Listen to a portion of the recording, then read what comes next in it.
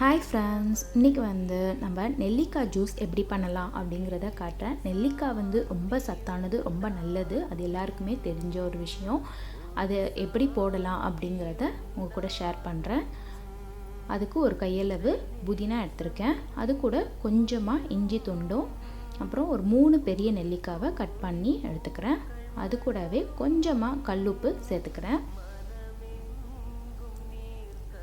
அப்புறம் 2 லெமன் அதோட ஜூஸ் மட்டும் எடுத்துக்கலாம்.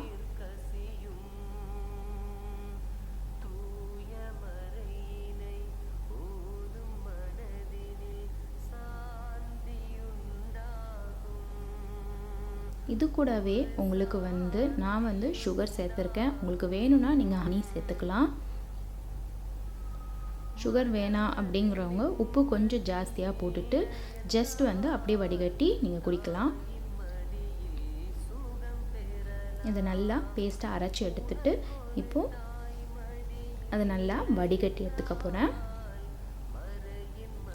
இந்த ஜூஸை நல்லா வடிகட்டி எடுத்துக்கோங்க. ஒரு 2 தடவை நல்லா தண்ணி ஊற்றி நல்லா வடிகட்டி எடுத்துக்கோங்க. அப்போ தான் அதில் உள்ள ஜூஸ் எல்லாம் நல்லா எடுத்துடலாம்.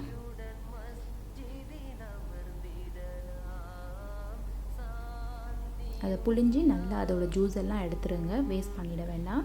இது கூட நான் மொத்தமாக 3 கிளாஸ் தண்ணி சேர்த்துக்கிறேன். அவ்வளோதான், நம்மளோட சத்தான நெல்லிக்காய் ஜூஸ் ரெடி ஆயிடுச்சு. இந்த வெயில் காலத்தில் இந்த ஜூஸ் குடிக்கிறதுனாலையும் நம்மளுக்கு ரொம்ப நல்லது, ஹெல்த்தியாகவும் இருக்கும்.